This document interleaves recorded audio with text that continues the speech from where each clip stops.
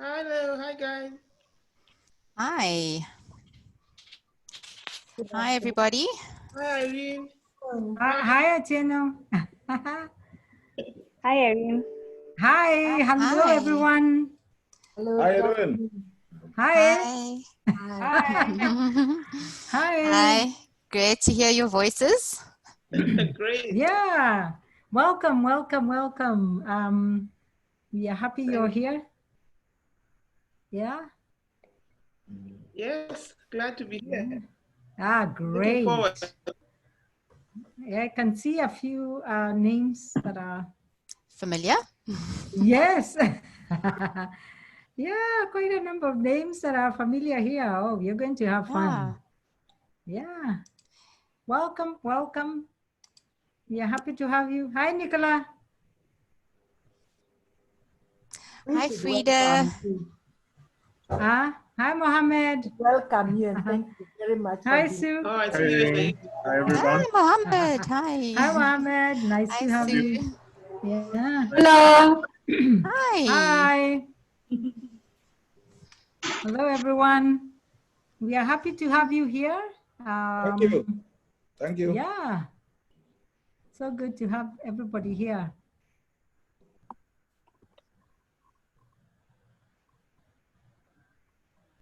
We are trying to just admit a few more people so that we can start. Everything is good. Yes, that's okay. Very well. I think we are on time. Yeah, so far so good. So if you could introduce yourself in the chat in the meantime, let us know where you are joining us from, give us the country and the town, and tell us something a little bit unique about yourself. So if you want to find the chat and it's not open on your screen, if you look on the slide, you'll see there's an icon that's outlined in red. So if you move your mouse towards the bottom of the screen, you'll find the chat icon there, and you can pop up the chat on the right-hand side and type into the chat. Okay. Let us know who you are, where you're from.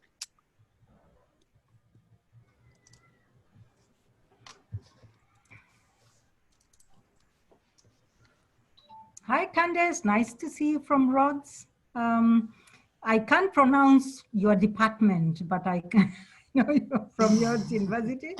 That's Entomologist. great. Studies insects. Wow. Okay. And then we have Lynn, yes, from Rhodes also, from Wakanda. I call you Wakanda. Mohammed from Egypt, from Hey, Karen. University. Yes. Karen from Eswatini. Yeah. Yeah, we have quite a number of people. Karen from Eswatini, Nicola from Wakanda, from Rhodes University, Elizabeth Kalunda, you're from USIU, Kenya, all right. Karibu sana. We have Collins Odwo from USIU too, Karibu. You're welcome. Gabriel, hi Gabriel, how are you? How is Zambia? From Hi, Gabriel. that one, yes, Atienda from USIU, Karibu sana from Nairobi, Kenya. Yeah, Vera Otiende from also USIU. Welcome. Luyanda from Rhodes, from USIU. Teresa from USIU. Hi. We have quite a number of people from USIU. So nice to have you here. We are so excited to have you here. As that happens, we are also going to have a bit of fun. Yes, Garth? Yeah, definitely. That's what we're here for. Yes. Have some fun. Yes, so we have this little fun. word search. We have a word search for you to do, and you can use one of the tools in Zoom, the annotation tools. So you should be able to find this at the top of your screen. If you can see the annotation tool there, you should be able to grab I can use stamps, or you can use the drawing tool, and you should be able to do that, something like that. You can see what I'm doing. You'll be able to do that and get some words together. any word? There are some that have been suggested, but you can, you know, Find your own words. yes, you can Find the hidden your own words. Yes, yes, there are There's- many, many more. Yeah, there's words on the right there. We've got puzzle going already, and we've got All right. random. Yes. Random is Go there. random is too obvious. Oh, someone random. got the fun already. Yeah, the fun was Bet. easy to find. Yeah. There you go. Hi, Miriam Okumo. Nice to have you. Josepha Tunguta from USIU. Nice to have Ooh, you. Rachel humor. Koigi. Please, you can introduce yourselves in the chat if you've just joined us now. Tell us where you're coming from.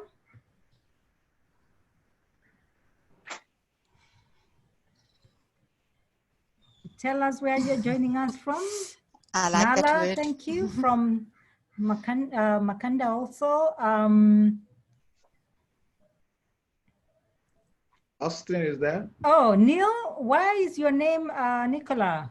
Hi, Neil. Nice to see you from Rhodes. you can actually change your name from up there if you Rename yourself. you can rename yourself.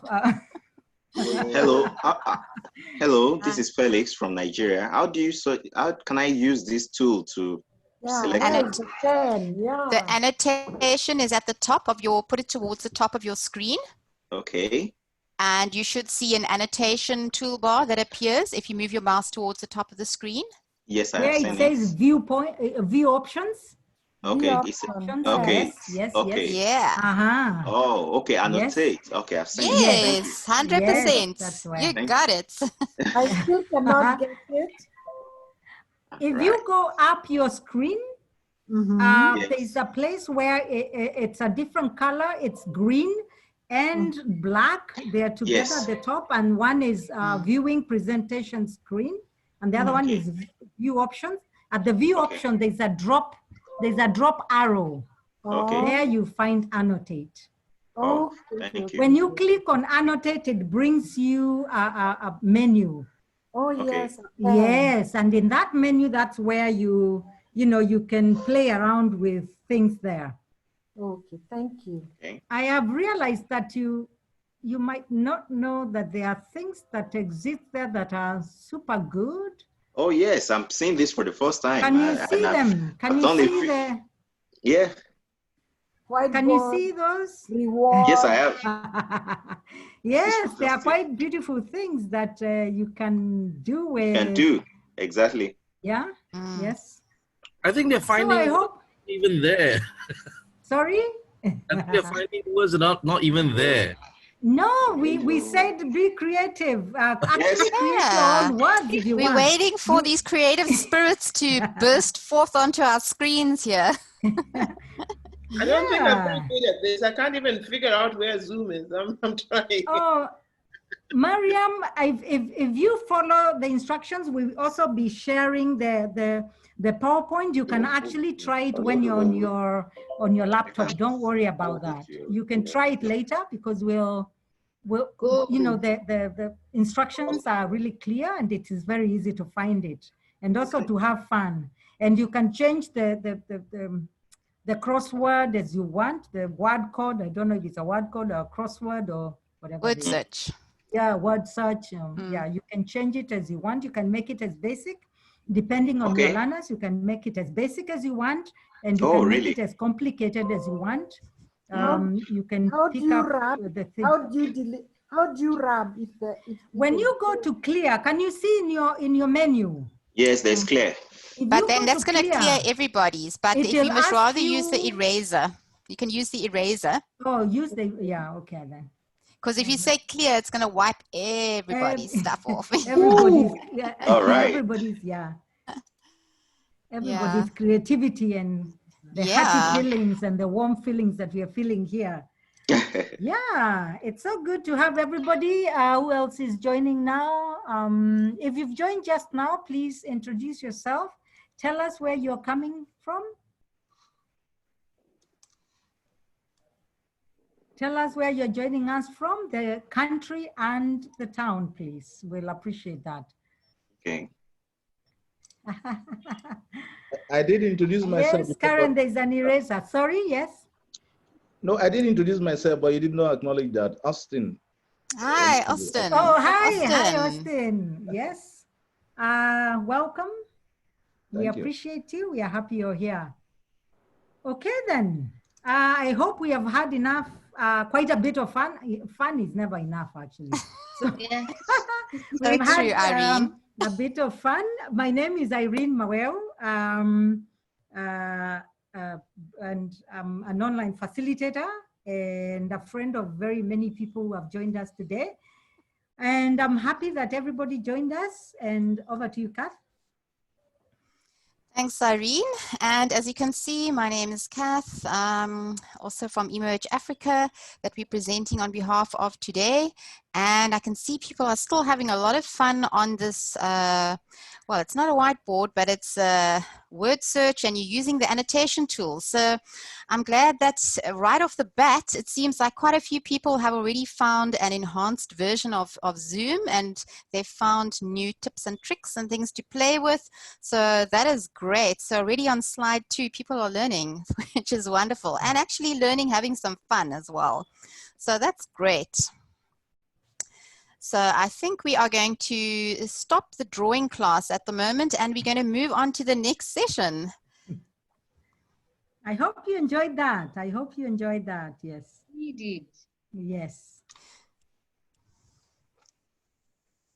And again, anytime that you have any comments or any concerns, any questions, please type them in the chat and we'll pick that up. Back to Kath. Thanks, Irene. Okay, we just need to remove clear the annotations there quickly.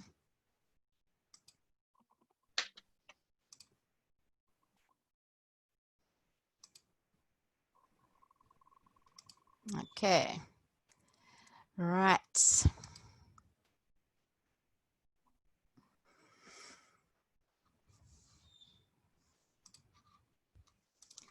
So we've had a bit of fun drawing all over the place. Okay, we still got some drawing going.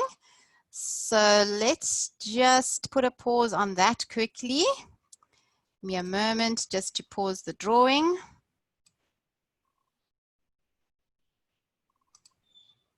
But you do see how fun it is that we want to continue with it, because it's actually just, it's kind of relaxing, yeah. Yeah. Have you managed to do that? Okay, then let's move on. Yeah. Okay. Thanks, guys. Right. Okay. So moving on to today, what we're going to be speaking about, and I'm sure you've been to, especially over probably these last few weeks, these months, you have been to many webinars. One other thing I'm just going to say before we move on is that we do realize we have a lot of people joining us from different environments using different devices. So if everybody's happy with us switching off our cameras at this stage, just for the presentation, it'll help those people who have got limited bandwidth. So we're just going to switch off our cameras and we'll just have the presentation on the screen if you're happy with that.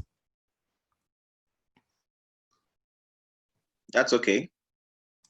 Thank you.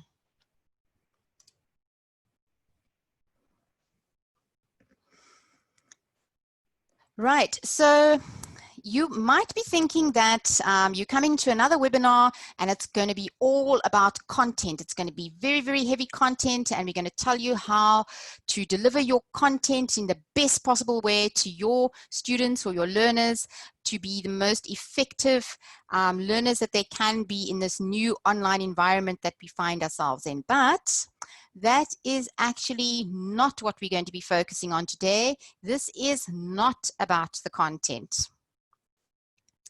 Today, we're actually going to be focusing on not content, but we are going to be focusing on something else completely.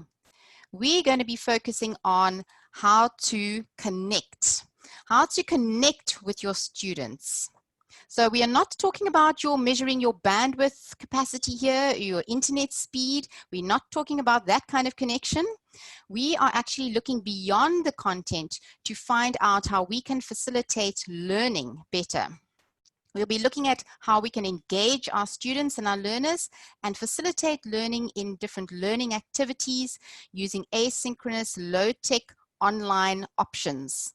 We'll be looking at different spaces, a variety of different tools in order to scaffold peer interaction to support better learning outcomes.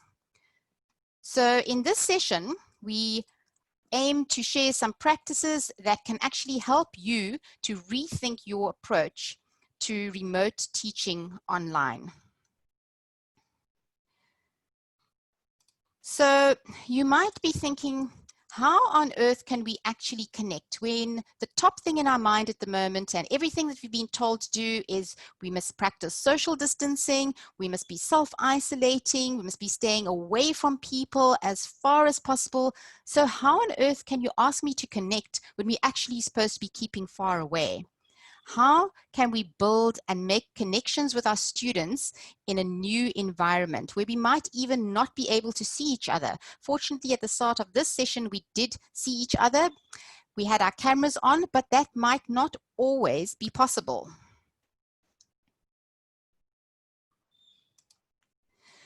So I'm going to hand over to Irene at this point, and she is going to ask you a question.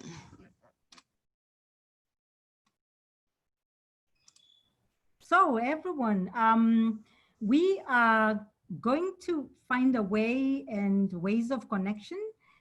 If you could tell us in the chat before we start, how your week has been going, what is happening for you at the moment, or even what are you celebrating? Do you have something? Is anybody having their birthday today?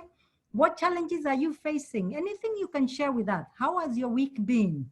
How are you coping with, for those who are teachers, how are you coping, or for those who are lecturers, how you're coping with that? So can you share with us in the text chat, please? We'll appreciate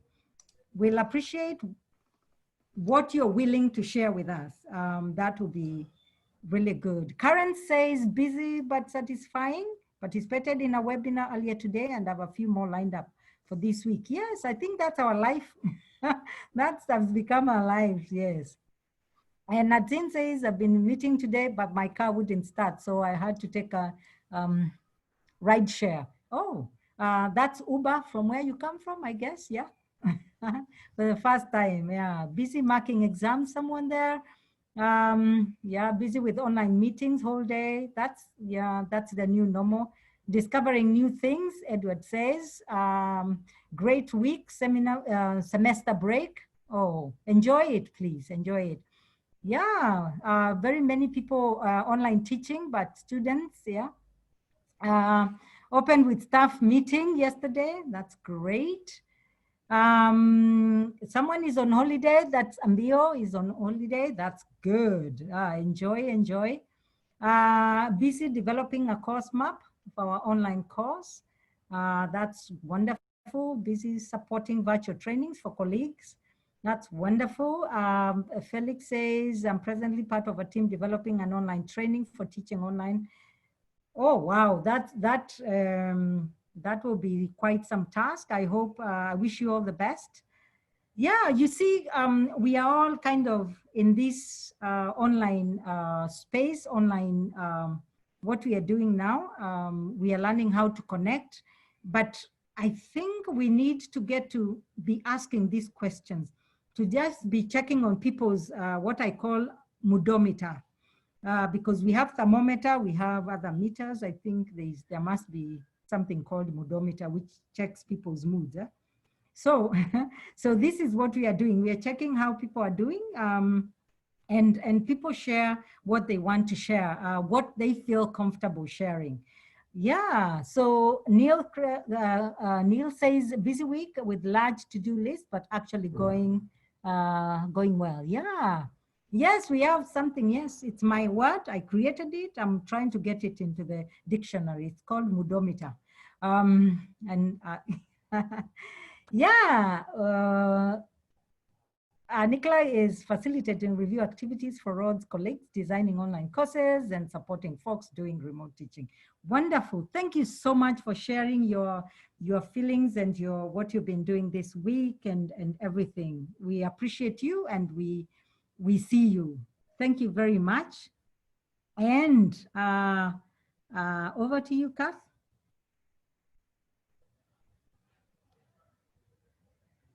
Thanks, Irene, and thank you to everybody that was sharing. It was wonderful to see all the exciting things that are going on and even find out about people's cars breaking down and all sorts of this other human challenges that get in the way of our everyday life, you know, when things just don't go smoothly as we expect them to happen.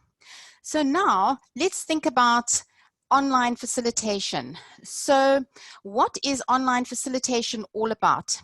Let's have a look at this quote here and see what an online facilitator actually does.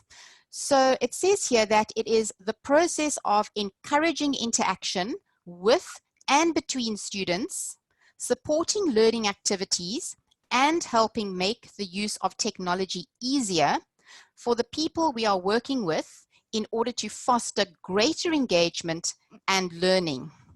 Now you might be thinking to yourself, wow, that's quite a lot. But if you actually focus on some of the important words that I've highlighted there, let's have a look at the first one there. It says encouraging interaction with and between students. So that is between yourself and the students and between students themselves. The next part says supporting learning activities. So there's going to be a variety of activities happening in which learning is going to take place, and you need to be there to be able to support and facilitate these various different learning activities. The next important aspect to look at there is helping make the use of technology easier. So definitely learning is very much dependent on technology in the current environment. So in order for that learning to be easier and for the technology not to be the barrier to the learning, we have to be there to be able to help people with their technology so it makes the learning easier. So helping to make the use of technology easier.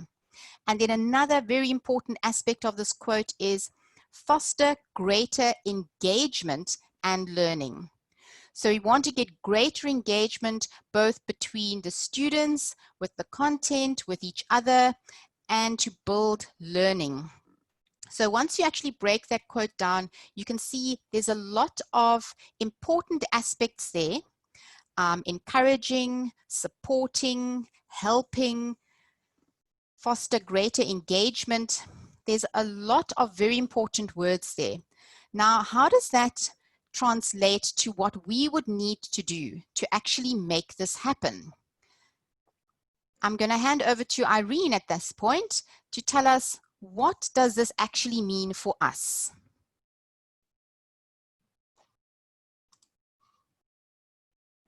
Thank you, Kath. And here I might want to turn on my video and say, being human. First, be human. By being human is just knowing that you're human and your students or your learners or your participants are human too.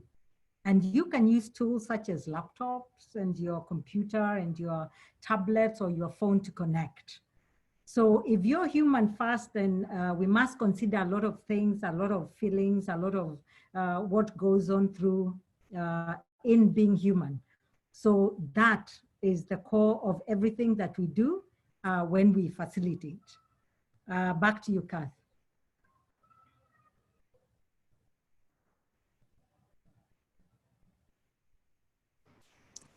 Thanks, Irene. Definitely, being human is one of the key things that we sometimes tend to lose sight of in our very, very busy world that has now become very crammed, full of very varied technology, all sorts of new tools, and suddenly we are demanded to be in several places all at once, or to help many people with multiple things all at the same time. So it's very easy to forget about us as an individual, and even that each of our students are individuals as well, human as well. So that's something that we often lose sight of, and something that we actually need to bring back into focus and concentrate on. So one of the key things that actually binds us together, helps us to connect, is communication. Irene, can you tell us a bit more about communication? Oh, definitely, Kath. Communication is so key in the way we do it, in how we do it, where, and all those things that are around communication. Regularly, when we set up, we set up a regular pattern of communication with students, and this will provide much needed structure for the students or for the learners or for whoever it is that is in your space. Get them involved. Ask them which is the best method to use to communicate. And this may be different to different purposes, because some people will want to use WhatsApp because it's easier. Some people will say, no, I'm always on Facebook. They will want to use Messenger. Some people will say, no, I'm not going to download that and that kind of thing. So it's always good to communicate and ask, what are we going to use? What are we, how are we going to communicate here? So communication is very key. And when you involve your learners, when you involve your participants in the decisions that you make, then learning becomes much, much easier, because they feel part of that. They feel that you've included them in the decisions that you made. And they made the decision to go here. So it will be very easy for you to deliver your content or whatever it is that you're teaching there. Now, after we do the communication, we have communicated. We must do something that is encouraging. Kath, what do we need to do next?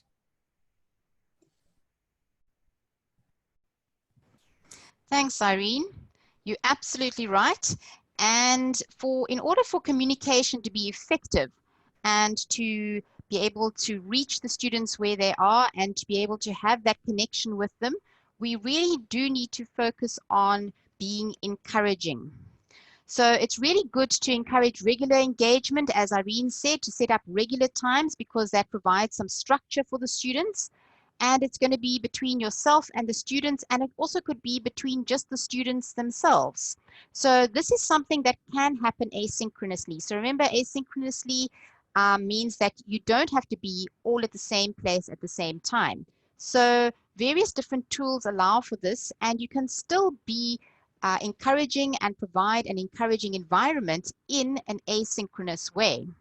So this allows people to engage with messages and things that you've left for them in their own time, when they have time to do so. So a tool that you could potentially use for some kind of asynchronous engagement that could provide encouragement for your students is something like a poll. So a poll is a very quick way to engage with your students and gather feedback from them on a specific item. Like you could have a very quick question such as, how is your assignment going? And you could have a couple of options there, and that would be a way of you actually connecting with your students, asking them a quick question. It's going to take them literally maybe a second or two to actually see that question, think about it, and pop their response in. But you've connected with them, you've got feedback from them, and it's a quick way of just letting them know that you're interested in how their assignment is going for that week. Another tool you could use would be a forum discussion. So a forum is an area which allows for deeper engagement and broader discussion. So forum discussions are a great way to foster engagement between your students. And in order for a forum discussion to work really well, one of the most important things is to phrase your opening question really carefully and to think about it, because this is going to be starting off your forum discussion. So when you actually post your first message, it's very important to think about things such as stating the topic of the discussion really clearly so that there's no ambiguity or vagueness about what it is you're going to be discussing. Make sure that you're putting the topic of the discussion out there very clearly at the start. Then also provide some context as to how you would like your students to respond. So you're wanting to facilitate or encourage a discussion amongst your students. So you need to provide them with some context of what it is that you would like them to be talking about or discussing further. Then you can also provide them with some thought-provoking questions. So don't just put the content there and say, today we're going to be talking about growing flowers. You need to actually follow that up with some other thought-provoking questions afterwards so that it can actually prompt discussion. So starting off a forum discussion, in order for it to be very effective and to actually facilitate that deeper discussion, you need to think really carefully about how you actually phrase your opening statement, your opening message. So for those of you who may not be very familiar with forums, so a forum is usually available, it's a tool that's usually available within most of the LMSs. So you may have different LMSs at your particular institution. You can also have access to various forums online as well. But generally, it's where the first person posts a message, everybody can see it generally if it's an open forum. So everybody can read the messages and everybody has the right to actually respond to messages as well.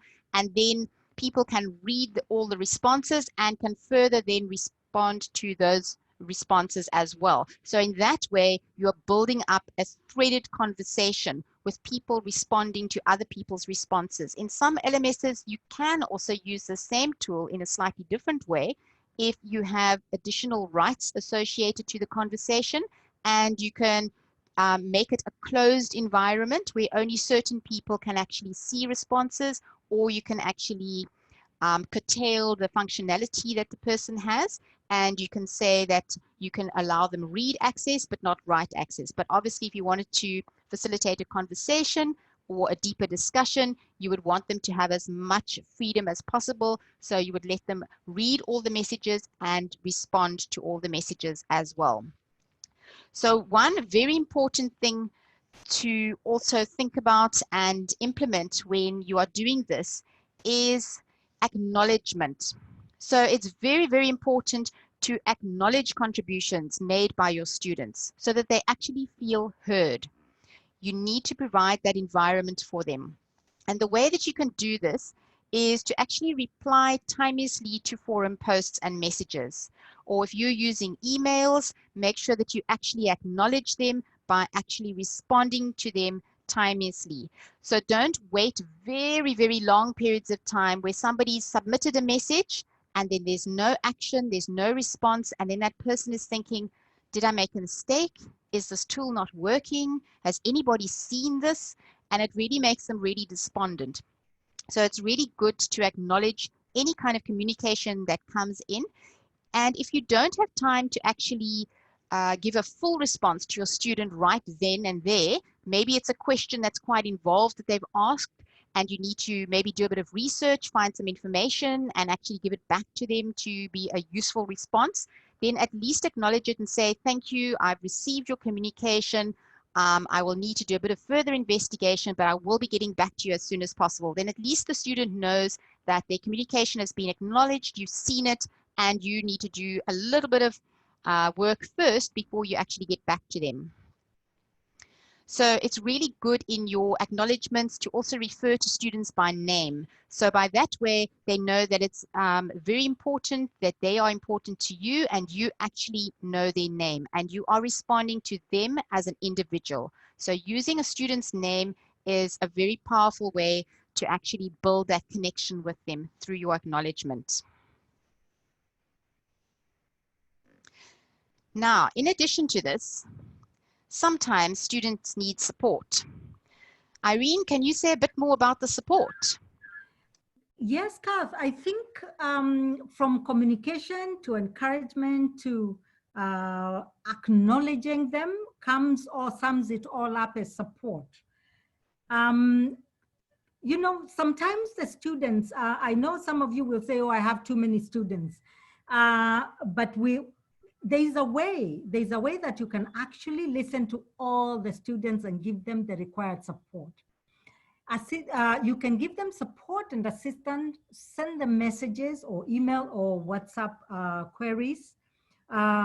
Especially or when they send you queries on WhatsApp, you can actually respond to those by telling them, I don't have time now, because sometimes they even send you queries at times that you don't have enough time to be, you know, to think through what it is that they are asking. So what you do is acknowledge that they have sent you this query, and tell them that you do not have time. You've seen their message, you do not have time, but you at that point, but you respond to them at a later time. Please remember, if you promise it's tomorrow morning, please make it tomorrow morning. If you make it later, then the relationship starts dying off. One of the other things that I think we tend to you know, underestimate, especially during support, is to make contact and try to provide the support and assistance required. This is something beyond what our work is. So sometimes we'll say, oh no, our students are stubborn, or they don't follow instructions. If you follow, there's always something else. I'm sure we'll be touching on that, but it is, as Kath said, when you know people by name, they are like, oh, at least even if they have not responded to me, even if my lecturer has not responded to me today, at least they know who I am. They know, and I know that the response is going to come. And then also the grapevine that goes on, that people know that you respond to their messages eventually. So that is the kind of relationship you want to have with the learners, with the people that you have around you. Support is not only when you're marking the assessments or the other times. We also need support, especially when people are struggling. And we'll talk about that a little bit, because if you know your learners, if you know where they are coming from, and if you have seen their messages, if you can read them, you can read behind the lines, then you'll be able to give the appropriate support to the learners. So now we've gone through encouragement. We have looked at forums, which were there, which were used an example from Sakai. We have seen how to acknowledge, and all that is part of support. So then we move on to compassion. Kath, what do you feel about compassion? Because I think we need to be kind to others and be kind. But I think we need to start with ourselves, Kath. Don't you think so? Definitely, Irene. And it's really, really good to keep this uppermost in mind, is definitely to have compassion, to actually be kind to people. And I know sometimes that can actually be hard, because if we've had like a really terrible day and we're in a very bad space and everything has just gone wrong, and you've had 100 deadlines and you've actually just missed them all, they've just gone all shooting past you, and now you're thinking, oh, I've got to now respond to all these people and tell them why I've missed the deadline and why it didn't happen. And then suddenly you get an email coming in from one of your students asking you another thing. It can really just be, you know, like overwhelming, completely overwhelming. But it's really good to take a breath, take some time out, and just remember that lots of other people are in this position as well. So we need to actually be kind with others. We also need to be kind to ourselves. So we need to implement and practice compassion completely. So this can even be thought of when you think about the forum example. So if you are replying or responding to somebody in a forum discussion, to think about replying, but with a voice or with a framework of compassion.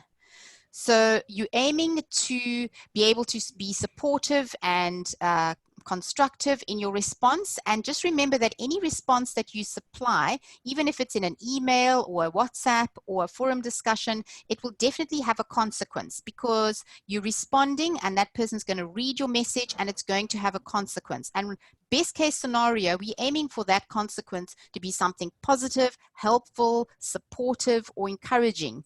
So that is what we need to do, and we therefore need to actually pass that message on with compassion. We can't be sending that message on in a negative kind of way. So we need to actually keep this uppermost in our mind all the time.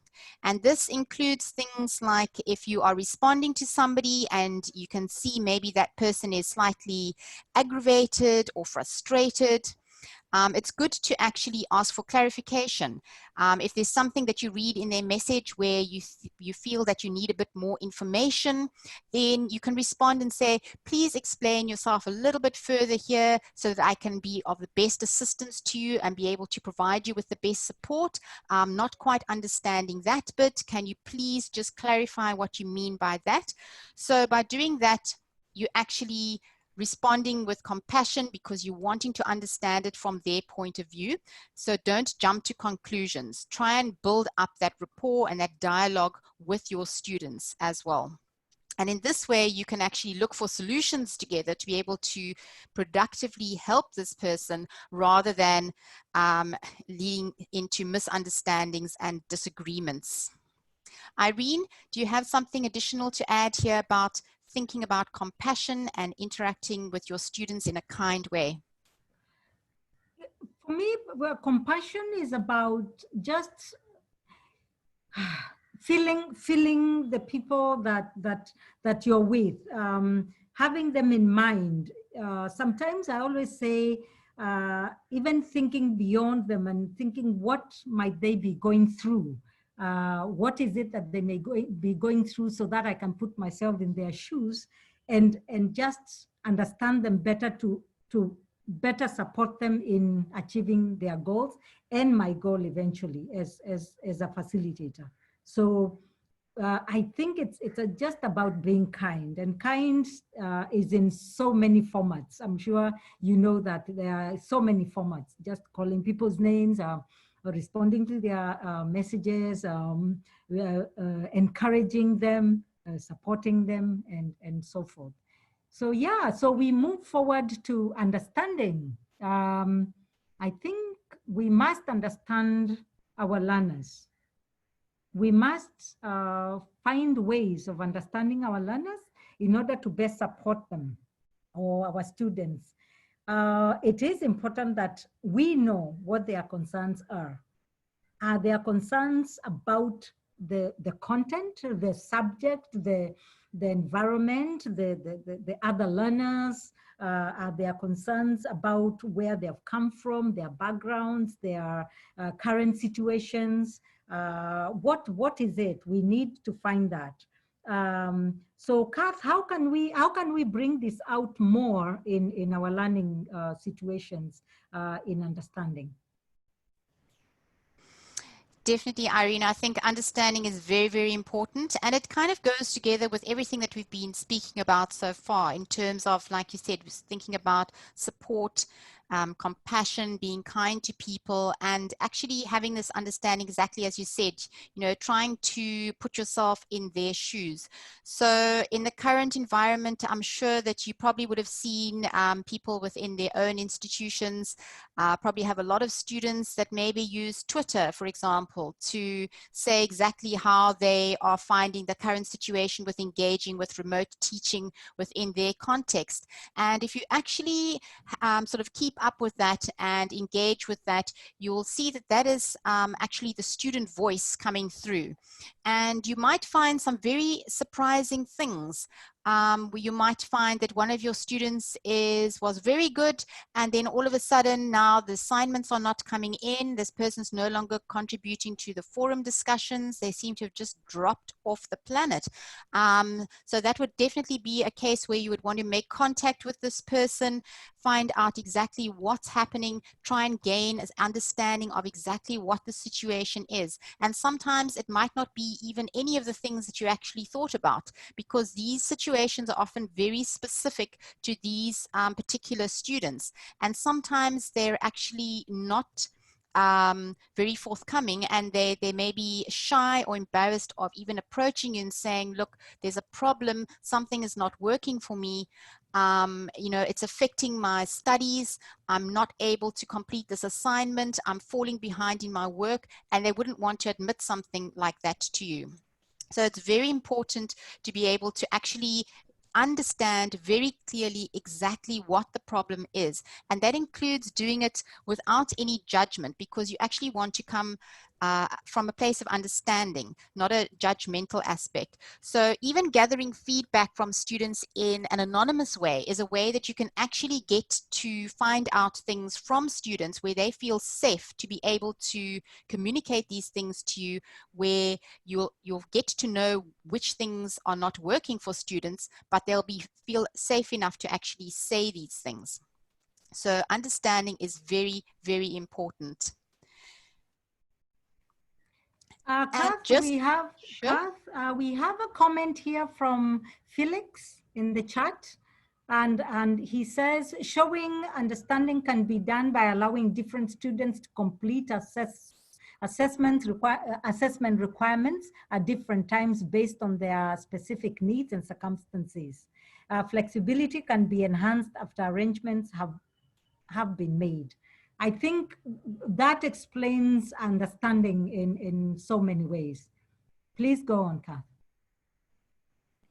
I agree, Irene. That's very, very applicable, absolutely. So that is absolutely a wonderful example of understanding. And just as important as having this understanding is staying informed. So, Irene, what are the ways that we can actually keep everybody informed? Oh, we have many ways of keeping everybody informed. Sometimes we keep information to ourselves because we think it doesn't concern other people. But we have to make sure that we keep everybody informed when things happen unexpectedly. If you're not going to be available, if you're not going to show up, you don't have to explain why, but it's important to tell people why you're not going to, or that you're not going to be there. And people should not be taken by surprise, because this causes stress and anxiety, and especially for the learners, because when the learners don't see their lecturer or their teacher or their facilitator, they start wondering, so what happened? Where are we going? What is this, you know? And of course, that is how, especially in many places, rumors begin. We need to keep our students or team or colleagues informed about any changes in the course. If you change anything in the course, may it even be a sentence, the format of assessment, little things, those ones throw the learner off. They throw your students off. So it's very important to always inform. At the moment, I'm thinking someone is saying that is too much work. It is not. Once you get into the habit of it, it becomes, you know, second to nature. You just find yourself saying, hey, Kath, so here I made changes here. What do you think? Or please be in the know that I made these changes just in case, and that kind of thing. So it is very important to keep people informed. On the flip side, you also need to keep yourself informed. Don't be caught by surprise. You also need to find out what is trending, what is out there, what the students are talking about, what is going on, so that when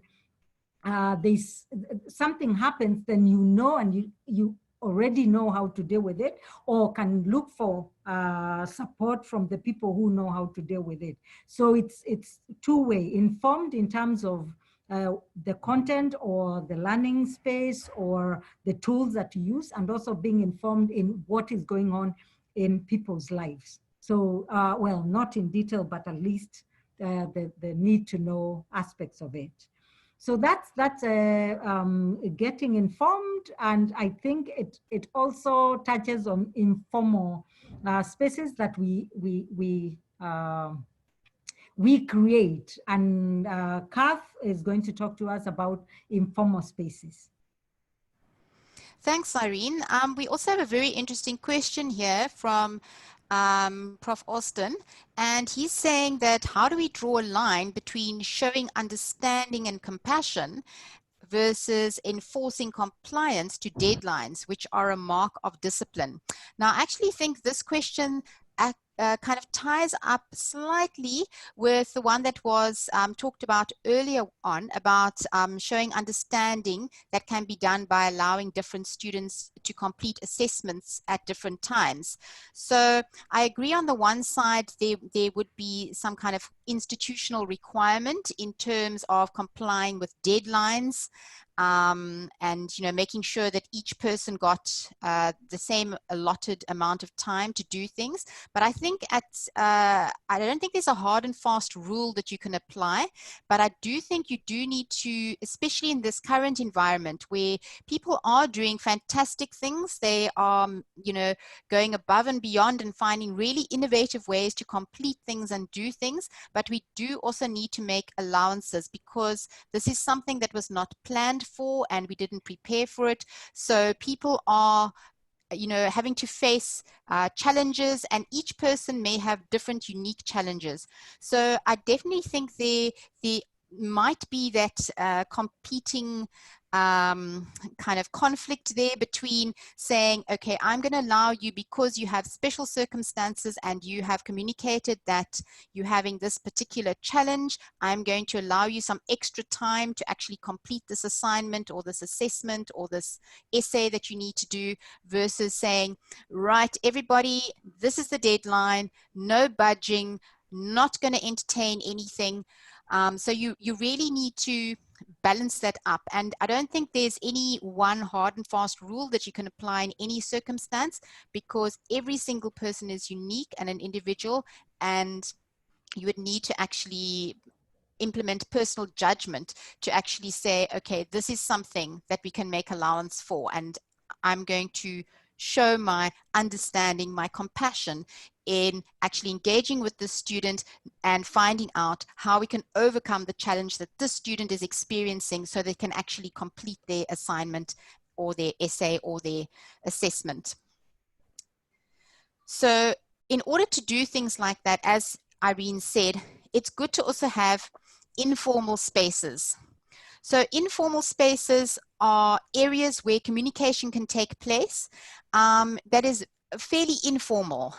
So it could be something like a WhatsApp group. So you could be on the group, or if you felt really comfortable and you wanted to allow a place for students only to communicate together, you could encourage the students themselves to have a group where you're actually not involved in that group. So it becomes then like a safe space for them where students can chat with other students, and they know that the vibe between students when they're talking to students is a little bit different, I think, from when a student is actually addressing their lecturer or their professor.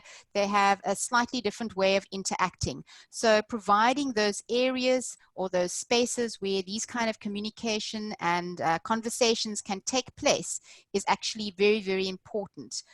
You can even consider having areas where there are completely anonymous contributions. So provide maybe a forum. Usually most of the LMSs have a forum that you can apply settings where it's completely anonymous, where you can allow students to ask questions where they know that they're not going to be judged, but it's something that they would really like to ask. They would really like to get your input and your response to it, but they don't want to be known that they were the one that asked this question. So allowing a safe space in a forum area is another way where you can encourage this kind of interaction.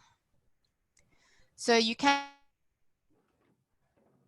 and as I said, do this in a chat room area, but a chat room is usually fairly open, so that wouldn't work for the anonymous aspect. But a chat room is another tool that can be used for informal conversation, because usually it's quick messages back and forth between whoever's in the room at the time, and anybody that's in the chat room at the time can see all the messages.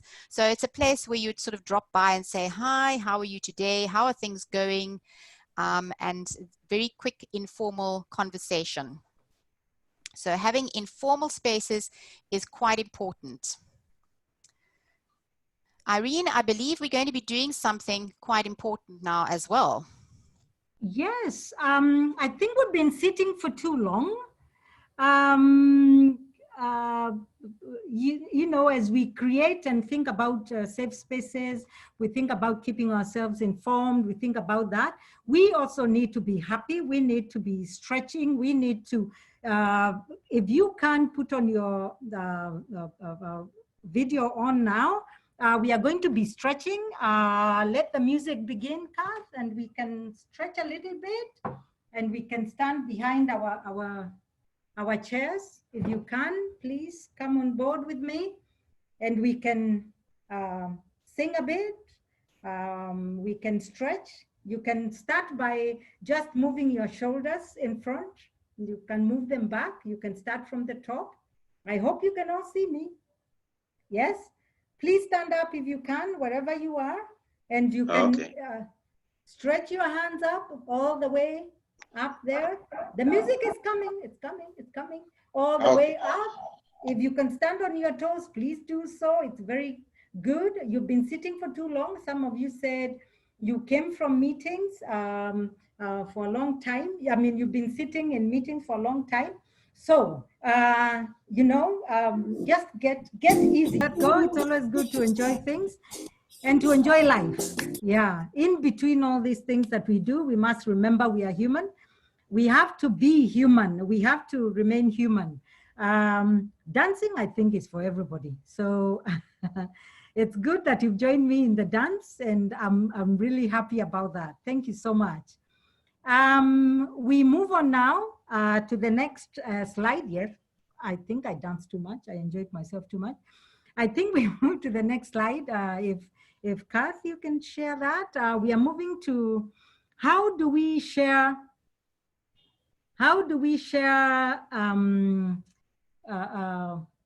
what is going on in our lives as facilitators, sharing with our work colleagues, connecting and touching base on the learner's progress, find out if they have similar challenges, because sometimes you might have a student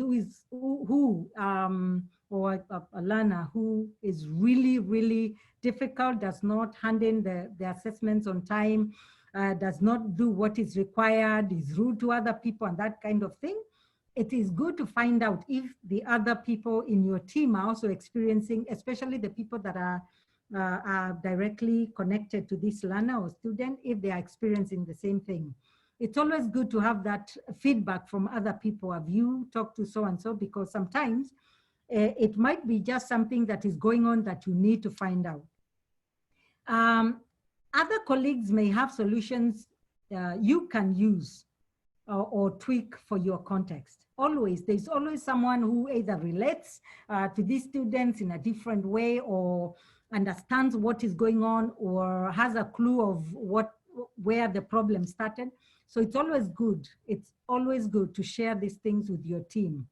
Like we said, sharing what is going on in the course environment, including the content, and also sharing about the other things that are ongoing. It's very important to share with your colleagues. I do know that we always have, when we facilitate with the team, we always have a place where we sit and say, so where do we need to support the students or the learners? Where do we need to do this? Where do we need to do that?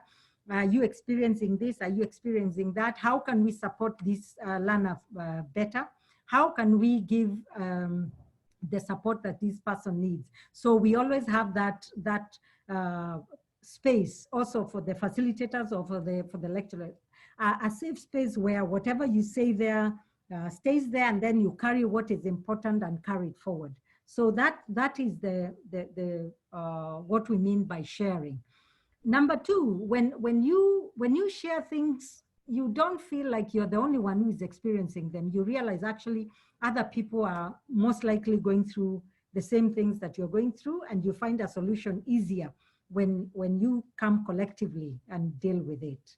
Kath, anything else to add there? Yeah, no, I definitely think that's very important, Irene, exactly as you said, to share amongst yourself as colleagues, and also to encourage sharing from the students as well. So students with other students, and encouraging sharing from the students to you as well, if they feel comfortable to do so. As you say, it means that you can actually crowdsource possible input. So it might be a challenge or something that you're experiencing at the time. And you never know, somebody else might be sitting out there with the solution to your challenge. And just because you haven't shared it, you haven't got that solution. And you're sitting there puzzling about something. How can you overcome this challenge? But you haven't shared it. So you're not getting the possible responses. So sharing is actually something that you have to decide to do. You have to think about and say, okay, I'm going to share this with somebody and see what input they can provide on this. So it's something you actively need to think about and follow through and do. Irene, what about the colleagues that are here with us today?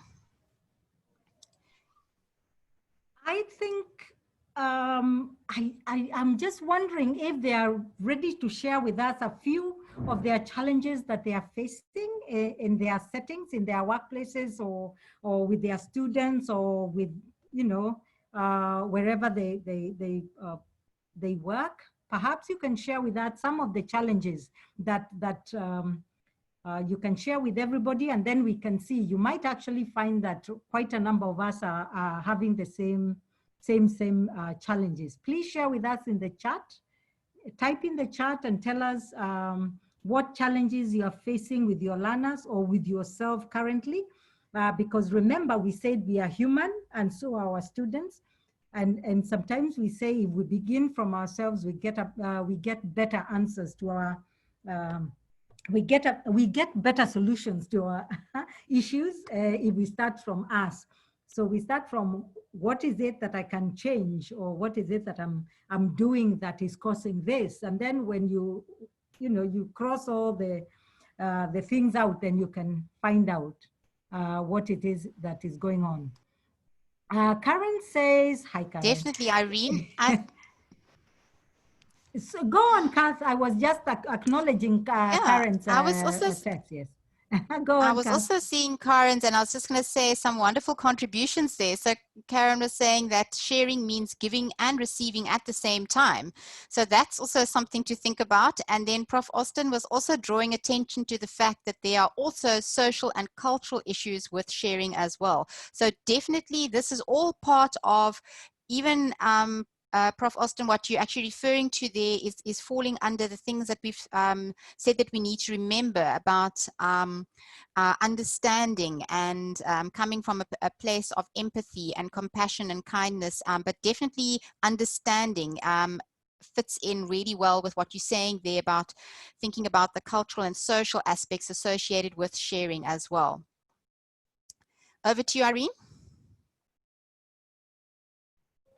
Yes, I was enjoying your the flow. Yes, yes. I think most of the times we have cultural differences and ways of doing things. But if like we said, you listen to the learners, you understand them, you acknowledge them, you actually get to know more about them, and the culture or the things that are common with them. Those are the things that we can use to our advantage. The things that people don't get irritated. Of course, there will always be one person who, there has to be, we are not all perfect. So, or, not everybody will always be nice. So we have to be also prepared for those instances that happens.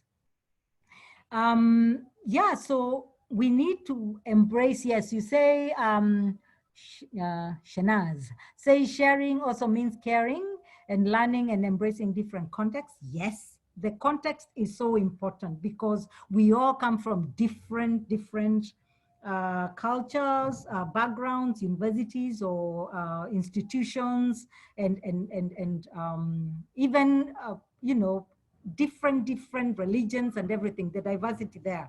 So you must be able to tap into that and see what works for you when you do when you face your challenges. Muyiwa says, I believe that it's very good to share knowledge because it helps to update your areas, difficult areas. Yes, sharing knowledge means getting informed, staying informed. Just read and know what is going on. Ask. Most of us don't like asking. We don't like asking, but we end up getting more problems because we've not asked. So that is part of sharing with others, sharing with your colleagues, sharing with the people around. Even your students, you can share with them.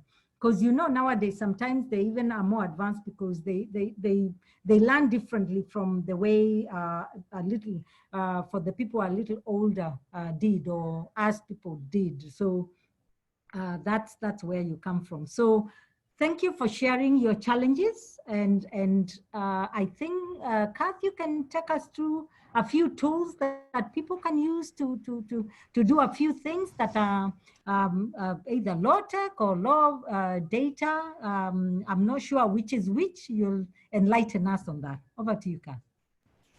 Thanks, Irene. And thanks again, definitely, for all those people who have shared with us in the chat area as well.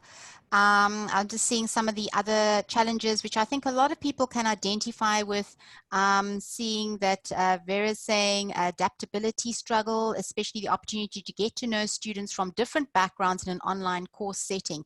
Yes, so it's definitely different to face-to-face, and you would definitely have to use different tools. But behind those tools, remember, there is still a human, and you're making connection with a human on the other side as well. So it's really good to have all those other things in mind when you're actually trying to connect with these students, and especially if these are maybe first-year students, or it's a new class, it's not a returning class. So you're actually trying to build that rapport and that relationship online, and they are absolutely brand new. So you're starting from scratch. So I agree, that can definitely be a challenge, getting to know your students in a new environment. And there was another one mentioned by Collins earlier on, is internet connections, power failures. Absolutely. I mean, logistical things that are completely out of your hands. If you don't have power in the country, if you, like in South Africa, experiencing load shedding, those are things that are completely out of your hands. Those are challenges, but you need to make allowances for those things. So definitely those are things to take of. Also, Kath, have you seen yes? one from Matieno? She says, being willing to be vulnerable. How do we create safe spaces? Would you have something first? Then I can go after you.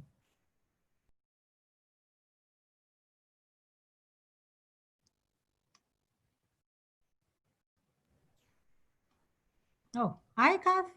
Hi, I'm here. Oh, Yeah.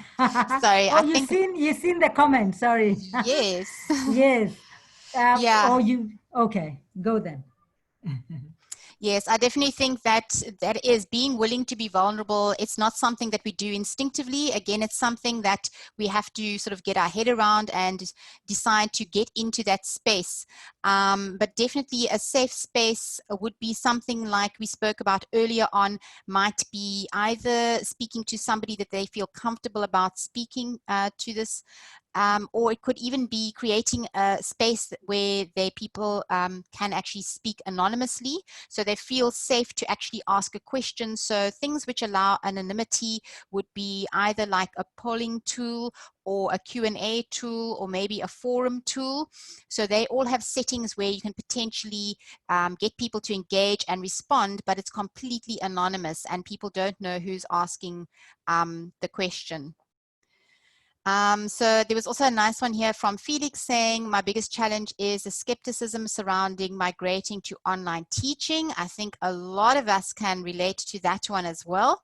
Despite the realities of current time, there are colleagues who are still skeptical about the possibility of online teaching, and majority who claim they support it, think it's just about uploading PDF content and that's all. Absolutely. I think there's many facets in that comment that all of us could actually relate to.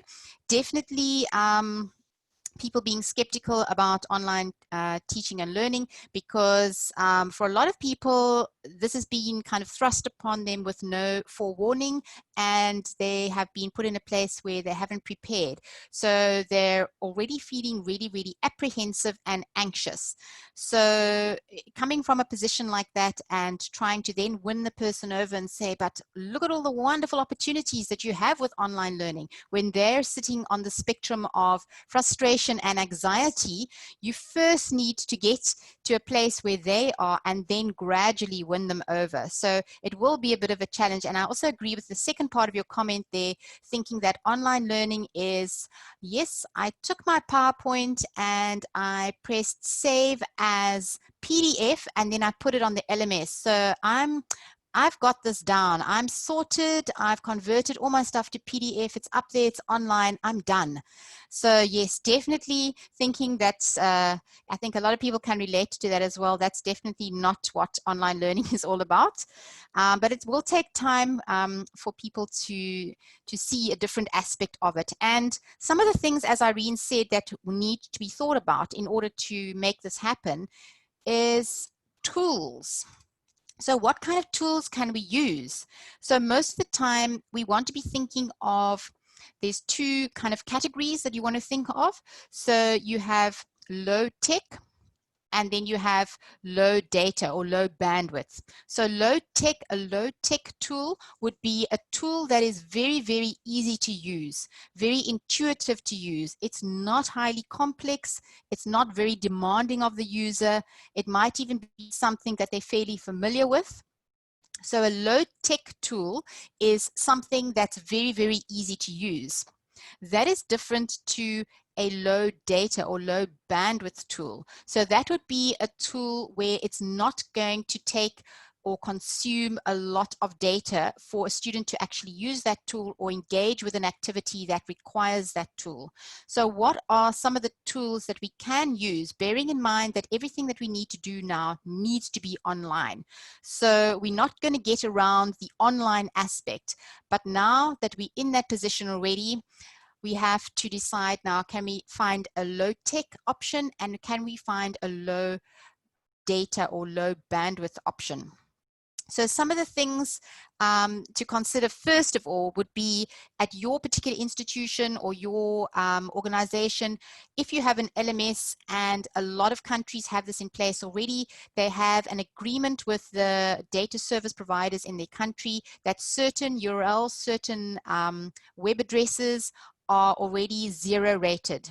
So if you are fortunate to have content on your LMS 0 rated, I think this would be your top consideration to actually get all your content onto the LMS. And as someone's already pointed out, that is not just creating a PDF of your PowerPoint and dumping it on the LMS. It's using all the tools that are available to you on the LMS. So try and put everything there so that when students interact with it, they are not incurring data charges. Another low bandwidth option, which supports two-way communication, is just good old email. So email is definitely a way to connect with students. Some LMSs actually have a built-in email facility, and if you're using that within the LMS environment, that email is actually costing you no data as well. But if you are, when you're communicating via email, you are not adding things like videos or large images or huge attachments, and you're basically just keeping it to text communication in the email, even if you're using, because you know in email you can elect to use HTML text, or you can just use plain text. Either of those options would be seen as low data options, and having emails, that's a very good way to actually connect with your students. We've already mentioned forums before. So if the forum resides within your LMS, this will hopefully be 0 rated in your context, but you would need to actually confirm that for your institution and your country. Make sure that it is 0 rated. But if you do have this agreement in place, the forums is a great place to actually foster that connection and provide deeper discussion for longer conversations about a variety of topics. And remember, we also mentioned this option for potentially if your forum has the facility to provide anonymous interaction. This is where you could also provide a safe space for students to communicate amongst each other in an anonymous way. Chat rooms are also a great way to connect. So if you have a chat room built into your LMS, this would also be free, but there are various other chat rooms, chat room tools that you can make use of, and these are usually fairly low data options as well. And similar to this, you would have WhatsApp. So a lot of people are very, very familiar with WhatsApp. So that would be seen as a low-tech tool, essentially, because of the familiarity of it. I wouldn't say it's low tech in terms of functionality because it actually supports a lot of different features. So besides obviously sending your normal text messages, which would obviously use the least amount of data, it also has the facility for sending voice notes, for transferring image files, even other file transfers, and sharing video. But remember that each of those things add extra data. So if you want to use WhatsApp in the most optimized way for the lowest data usage, I would say definitely text is the lowest data usage. Sending voice notes can also be great because then people can actually hear your voice and you really get that extra layer of human connection. And if your voice notes are fairly short, then that's not very data intensive. It's only slightly more than actually sending a text. When it comes to images, if the image is like really small, that's perfectly fine to send. But usually what happens is people take photos with their phone and then they send it straight from their phone through WhatsApp. So what WhatsApp will do is it'll actually optimize the image before actually sending it through. And I'm sure most of you have probably noticed as well, if you've taken a video on your phone and then you want to send it through on WhatsApp, it actually compresses it for you. But even so, with those compressed images, compressed videos, and file transfers, I would say that's on the high end of data usage. So if you want to optimize, keep it down to text and voice notes. And if your students are able to receive those other files, then share those.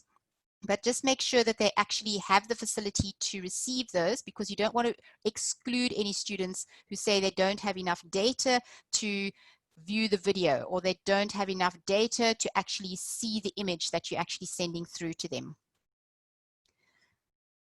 So it's just important to remember that whatever tool you decide to use, you should actually consult. It's part of the consultation process with the students, part of the communication process, to say to them, look, we're going to be working on this assignment.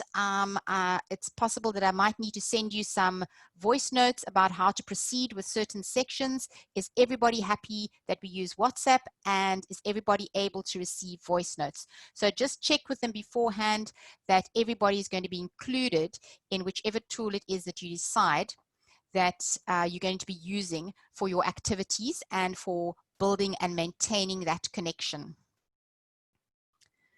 So Irene, thinking about tools and moving beyond tools, what does this mean for us again as humans? I think, Kath, we are still human at the end of the day, and we can only do so much. We can, of course, we can communicate, we can share, we can support, we understand, we have compassion, we acknowledge, we inform, we encourage, and we are human. We become human. Why? Because everybody around us, the people that we are giving support to, or the people that we are changing their lives, are also human. So remember that the beginning of your interaction with any learner determines how they perceive you. How you interact with them at the beginning, when they meet you the first time, will determine a lot of things. And that's how you create the safe spaces. If people have doubts in you, it will take longer for them to trust you and to also be able to share with you and to tell you what they are going through. So when you think and come from the space of I am human and they are human, then you get more results. You get better results, and you are a much happier facilitator, lecturer, teacher, and any other person that you are that deals with people. So for me, being human is the first place that I always begin. And so, Kath, can you, we are almost there, please. Sorry, we went over a little bit. I'm sure some of you have left, but yeah, we almost finished now. So Kath, how else can you be human? How else can we say we are being human? I definitely think you've covered it there, Irene.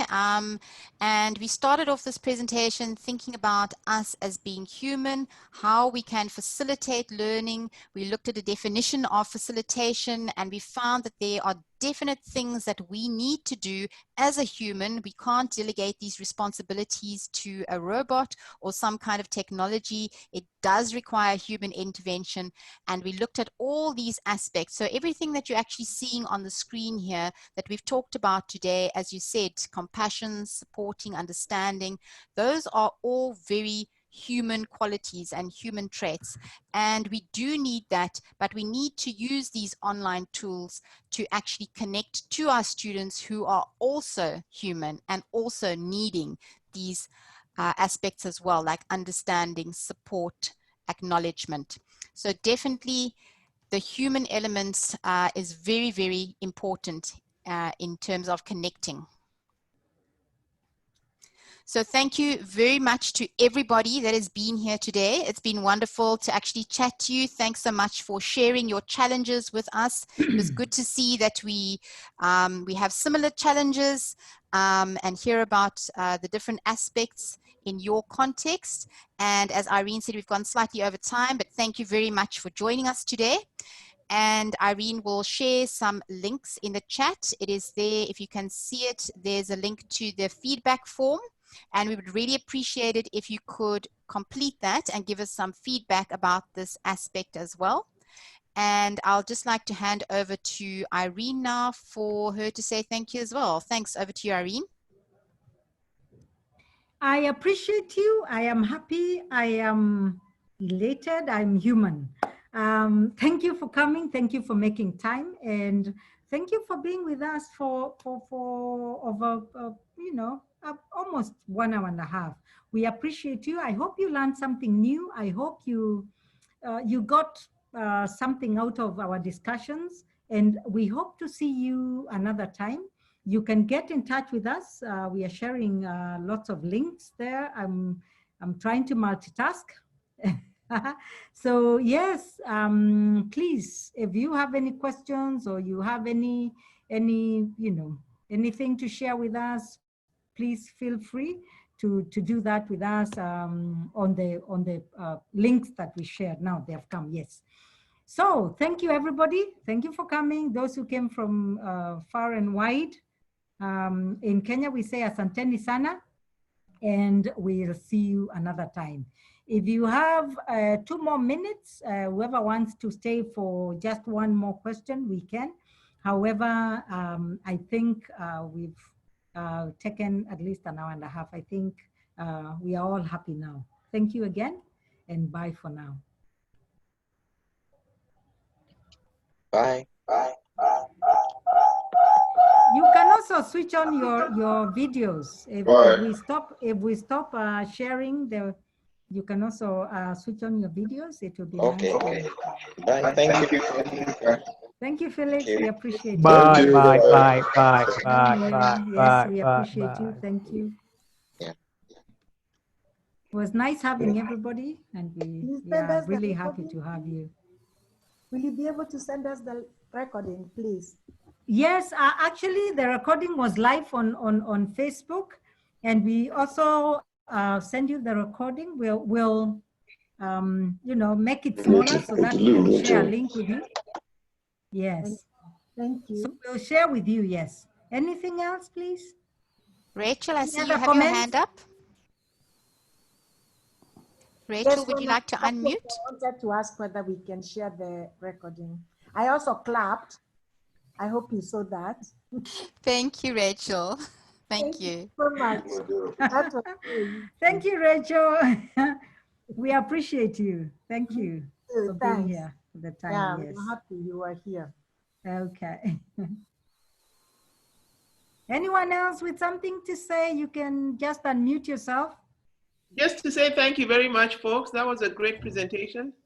Hi, Atieno. Yes, You can thank share you. with me your presentation and recording. I can share with our folks at USIU as well. Okay, we'll Yeah, share that. yeah. Yes, Yeah, we'll but share great. it. Yes. Thank you. Will do. Yes. Yeah. Thank you Thanks, so much. Atino. Great content, excellent facilitation. Thank you, Professor. We Thanks, Prof. appreciate you. Austin. Thank you. Bye. Please remember to you. give us feedback. We've shared the link for the feedback. Will do. Thanks. It's a 2-minute thing, so you can do that when you have time. We'll do that. We'll do that. Thank you. Thank you, everybody. Perfect. I've just posted the link in the chat again. That's to the Yes. feedback form. Very quick and easy. We are facilitating it for you. Yes, we make life easier. You are practicing exactly what you have just been teaching us. Thank you very much. Exactly. Understanding, sharing. Thank you. Thank you. Where is the link? On Here's the link for the feedback form. I've just posted it into the chat. All right. Thanks. Yeah. Perfect. Thank you. There is my email address, just in case. Oh, that's nice. Thank you. Yeah, just in case. And then before that, Kath shared the link for the feedback form that will take you about 2 minutes. Mm-hmm. Yeah. Thank you, ladies. That was awesome. Thank you, Nicola. Thank you so much, Nicola, and everybody that showed up. Thank you for the support and for, everything else. And also I want to say thank you for all my Rhodes colleagues who joined the session, especially them and everyone else as well. Yes. Yeah, I noticed your Rhodes colleagues here. Yes, there were quite a number of them, yes. And also USIU from Atieno Adala's colleagues, yeah, there were quite a number of them, yes. We appreciate you. We thank you for being here. Univen? The University of Venda, Nancy was there. Oh, yeah. Yes. Hi, Nancy. Hi. Hi. I enjoyed the session. That's fantastic. Thank you. Thank you so much. So then we'll be closing the room since we don't have anyone else saying anything. We'll close the room and we'll say bye-bye for now and thank you, everyone. Thank you, Irene. Bye-bye. Okay. Bye-bye. Thank you, Pat. I appreciate you. Thank you. Yeah. Appreciate you too. Yes. Bye, everyone. Bye, Martin. Bye, Prof. Austin.